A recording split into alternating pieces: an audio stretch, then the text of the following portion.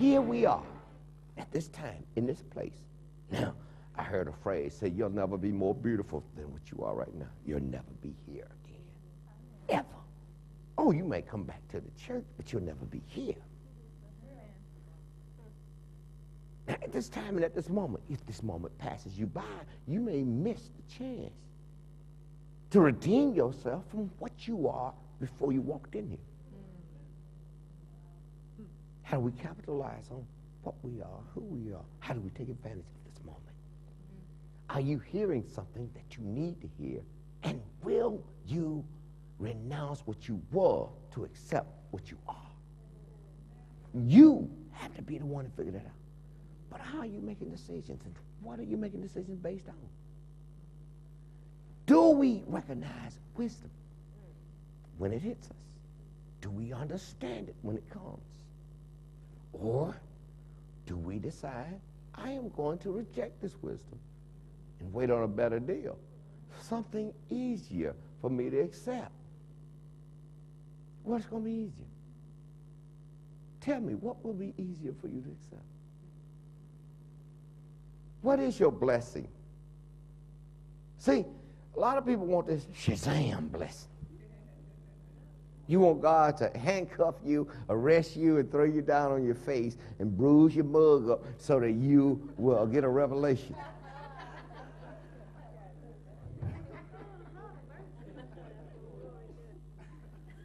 You don't have to worry about God doing that. Your vindictive decision is going to do that for you.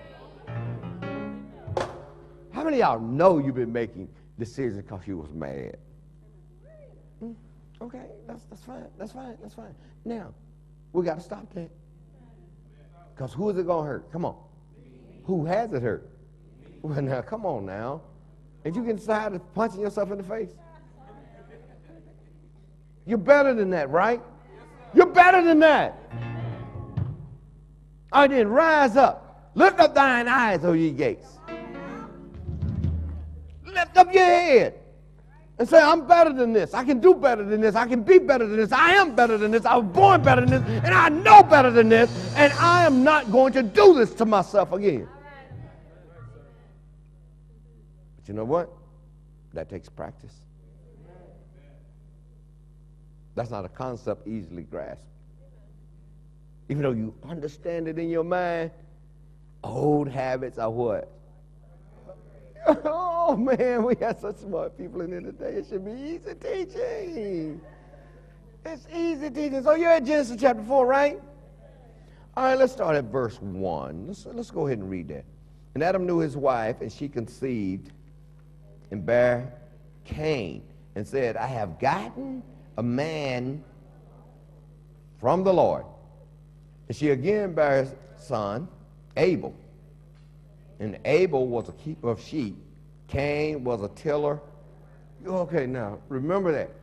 Okay, and she bare again his brother, Abel. And Abel was a what? What did it make him? But Cain was a, what did it make him? Okay. All right. Make sure you understand that. Two types of men. Born in the same family now. We are several types of people under one nation of God. We are under one God, but we're different. But we are necessary to each other. We're different, but we're necessary to each other. Look at your neighbor and say, you're necessary to me. You're necessary to me. And I am necessary to you.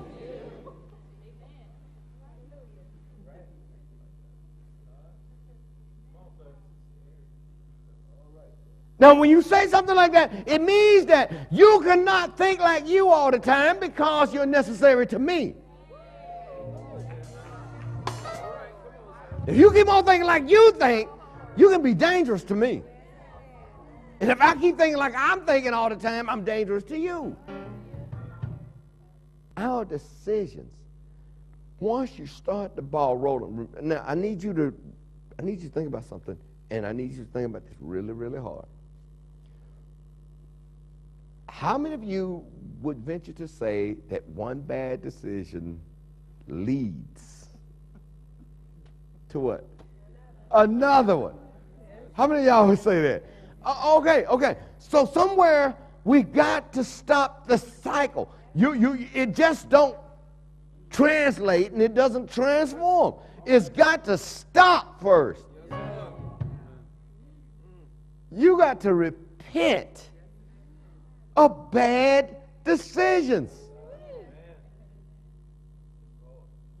We can decide we're going to serve God, but we haven't decided to repent of bad decisions. And so we keep making bad decisions, even in the light of wisdom. Even when somebody tries to tell you better. No, you just not, I shall not be moved. Oh, I shall not be moved. You're right. You ain't going to be moved. We can throw oil on you and grease you up like a pig at a county fair, and it's not going to do any good. You just as slippery as anything. Even the grabbers can't grab you. You pass out, and then you just hit the floor. Boop! Hit the floor, and you bounce back up like a marble. Because nobody could catch you because you were so greasy. But here we are praying for you, and you got whole prayer warriors wondering why the prayer ain't working for you. And it's because of decisions you keep making.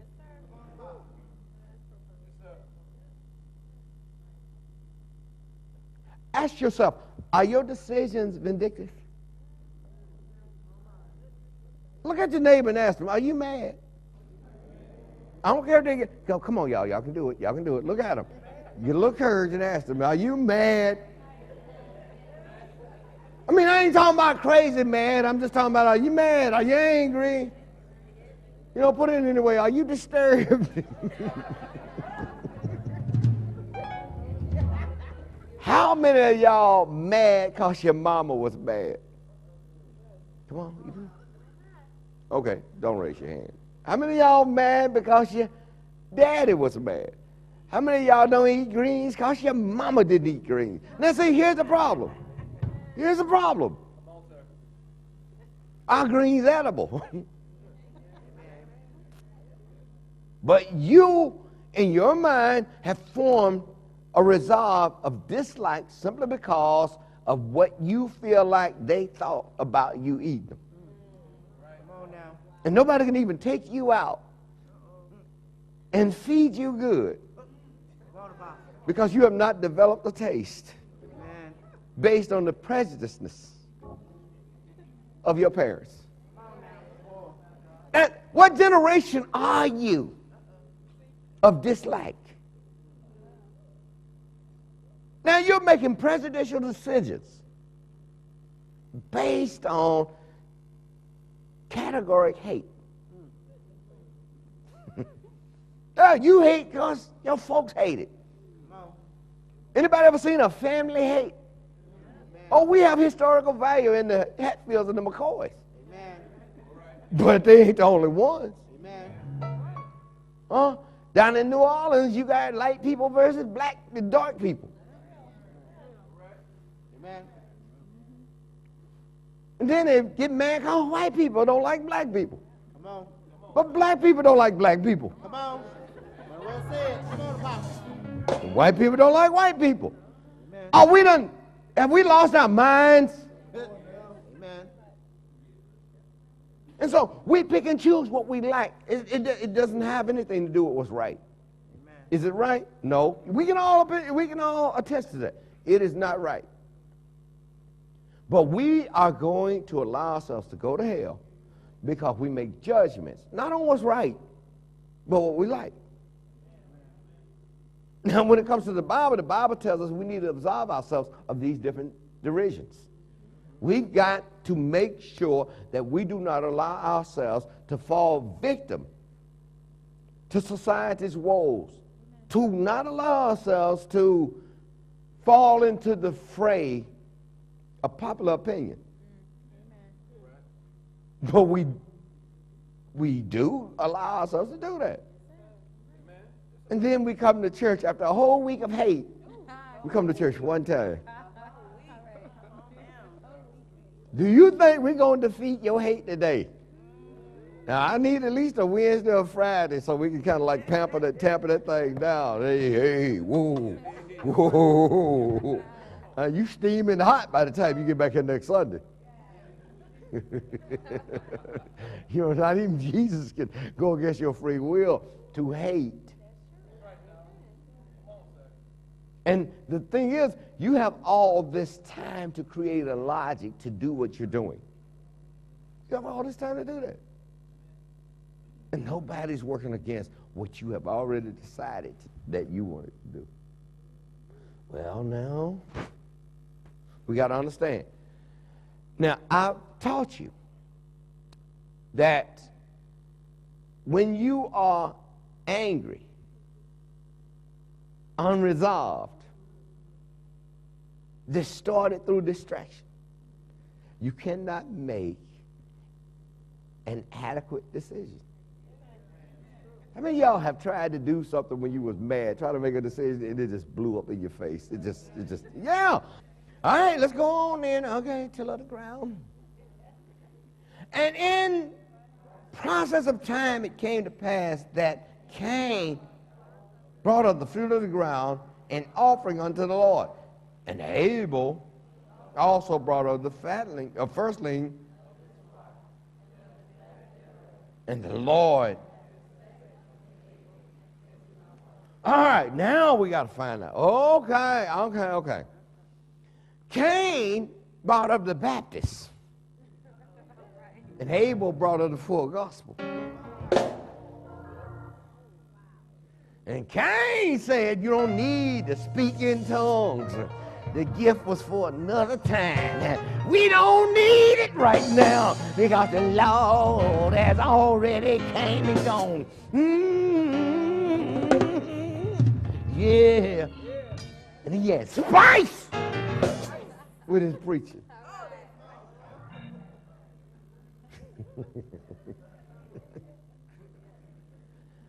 We got two denominations.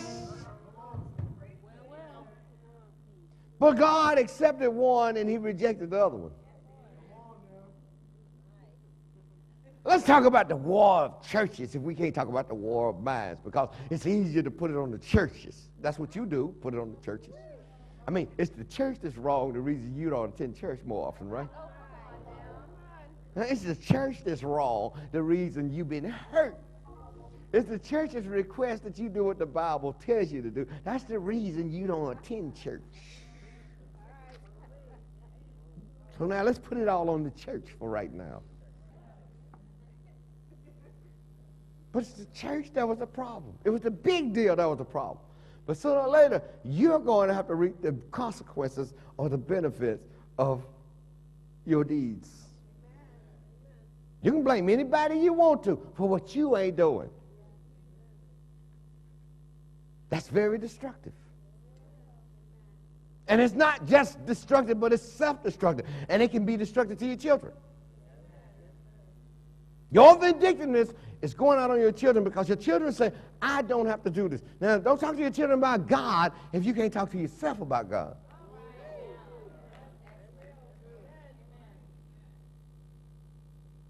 Because your children maybe like to be in a program. Your children might like to sing in the children's choir. Your children might want to learn about Shadrach, Meshach, and a Abednego.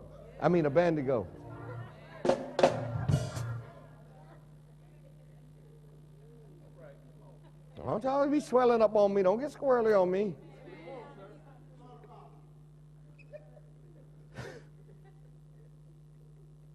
They might want to learn about Jacob, Esau, Samuel, David.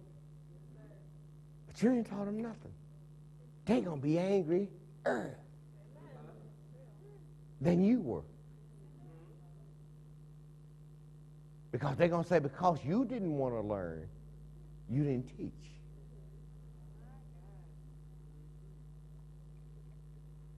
You're making vindictive decisions because you claim that a church made you mad. You claim that I was made to go to church. When I was young, I was made to go to church. That's why I don't go to church no more. You stupid. You know, somebody need to tell you, you need to stop that mess right now. I was made to go to church. They were doing what they were supposed to do. The Bible told them to tell you, train up a child in the way that they should go, that when they're old, they will not depart from it. That was your parents' duty to take you to church. Ain't no saying you get mad. Whatever hypocrisy you've seen in your parents, at least they were trying to do. Bet you we can dig a little bit, we can scrape, and we don't need nothing bigger than a spoon. We don't need a shovel to find your hypocrisy. Or anybody's hypocrisy for that matter. We can find it with a spoon.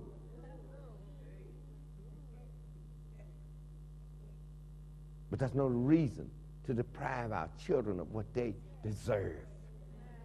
Every chance that we can give them as parents, every effort that we can put forth as to being a better human, I believe that we ourselves deserve that. Why can't you just be good for goodness sake? Oh, you better watch out. You better, come on. I mean, come on, you do it once a year. Now listen to me. Remember what I said. If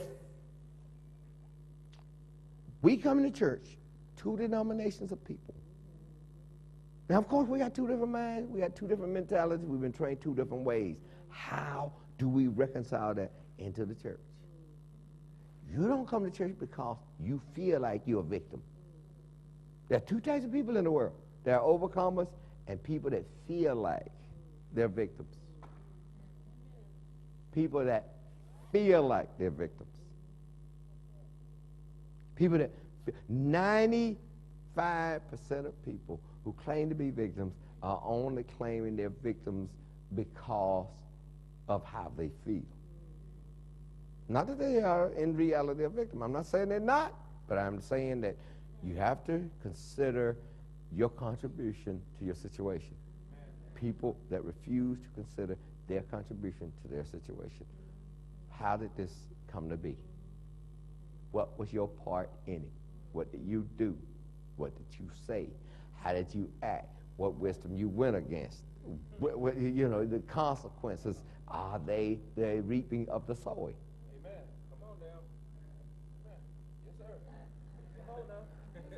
And then as a result, we want to blame others.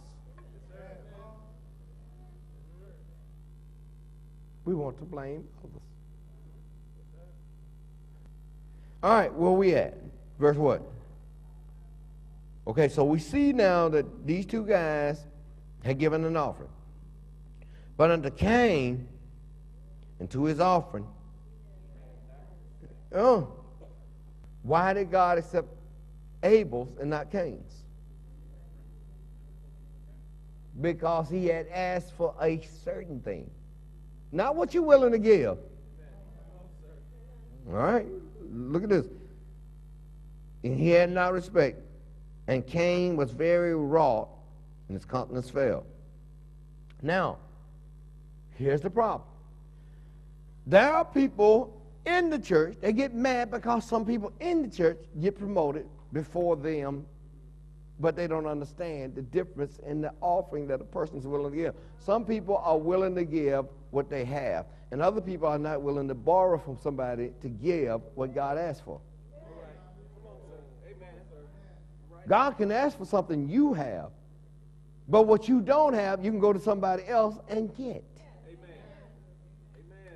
Because one day he may ask for a grain offering, and then that same person has to turn around and negotiate with the other person and say, hey, how do you do this grain offering thing? How do you do this thing? What am I need to do? So, you know, one person may sing good, another person may pray good, but both of y'all may be totally on different ends of the spectrum. But you don't sit there, hey, I got to sing a solo. Can you teach me this song? Okay, somebody sing good. Amen. Something need to drop to it. You know, I mean, but then another person may pray good, and teach me how to pray. Well, let me write you a list down of things, and then you keep going over that, and then it'll come to your mind. But we can teach each other. The apostle said, Lord, teach us to pray.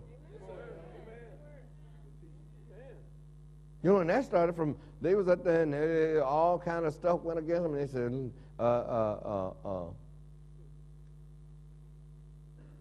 Jesus was like, they talking about increase our faith. And Jesus was like, If you had faith, that's enough. Lord, teach us to pray. Amen. Amen. Church is a place where you got to dissolve yourself of pride. Amen. That is not a daily dissolution. That is not a laxative that where you can just get it all out. You know, this is something that has to come out over a period of time, and it takes a constant practice, and you have to constantly be aware that you are a religious being.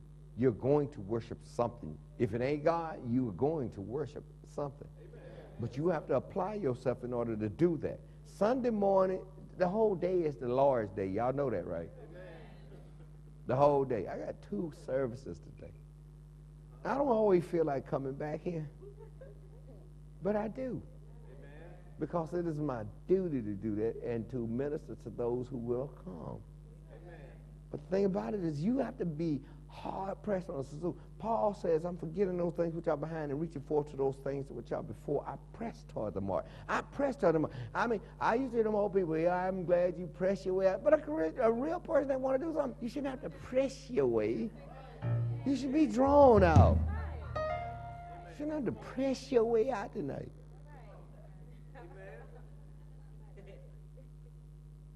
Why do you have to strive and struggle to be saved? Why can't you be saved and strive and struggle against life? You're struggling against the wrong thing. You're struggling against God and living life, when you should be living God and struggling against life.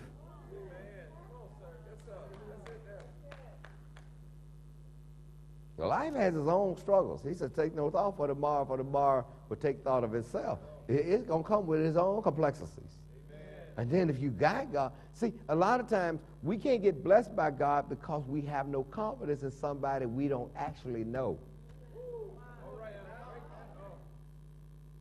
When you get to know Christ, then you have confidence that if I'm in this situation, then I'm confident that this situation was tailor-made for me by God. But you holler, woe is me, it's something wrong here, and God done forgot about me. How can God let this happen? What did God have to gain by not letting it happen?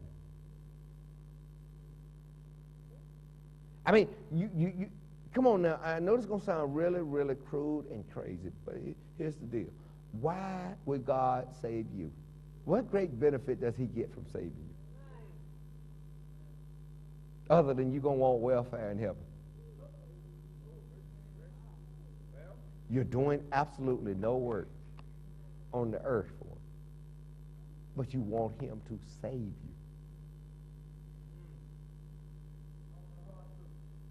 And he says, beside me, there is no other.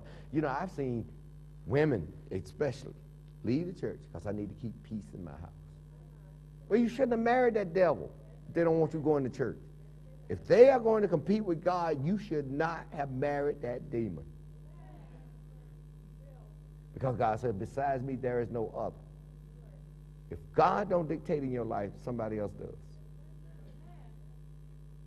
And God said, forsake not the assembling of yourselves together as a man of some is. That's Hebrews, what is it, 10:25? So he's telling us then that we got to make sure that, you know, that's why it's not even sane to get married early. You know, back in the day, a man could get married under the age of 30. Yeah, I know. He'd be walking around looking real crazy, but he can't get married. Look crazy he want to. He's probably looking at cows, horses, and everything crazy. But need to really read this Bible then, because there was nothing found for Adam. 30 years old, you know about the facts of life and everything else, but you know, no, nobody's going to turn an insane man or loose on a woman. Wasn't going to happen. Now, I ain't saying that's the sake for what it is right now, but, you know, once you understand who God is, then you have to understand what he stands for. And what he stands for is this. If you're going to marry, it is going to be for life. Now, I know many of us have messed that up, to include me. We messed that up because we didn't understand then. But now that's no reason to never understand it. Then when you get married, you're supposed to be married for life. Now, perhaps you're in a messed up relationship right now. Well, what am I supposed to do? Well, it depends on how your marriage is arranged. Now, I've always told people, I'm a realist now. I just tell people, sometimes marriages ain't going to get right until they get recorrected. There's going to be a lot of divorces before marriages get right. Because once you go through one, you might be a little bit, you might be a little bit more careful about marrying again. But you know, if somebody find out that, you know, look, I know what you say and I know what God say, and I'm going to take God's way. Now, that's going to get somebody in trouble. And it's not going to be the person that's serving God. The first mother of this church was Mexican. And her husband used to take her Bible, throw it away, lock her out the house, and all kinds of stuff. Beat on her and everything. Come home, found him dead. She come home from church service and found his butt dead. He died. Because she refused to give in to that. Let me tell y'all something. And if you got a man that loves the Lord, well, I need attention. Now, you need to stay here with me. Why you always going out there to that church? You know what? You're going to find your tail unemployed as a wife.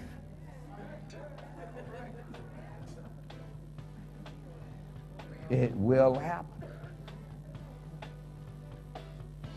Now, we need to understand something. There's a ground game that God plays. But faith without works is dead being alone. At Life Changes New Horizon, we'd like to thank you for joining us to hear and receive a phenomenal word from God.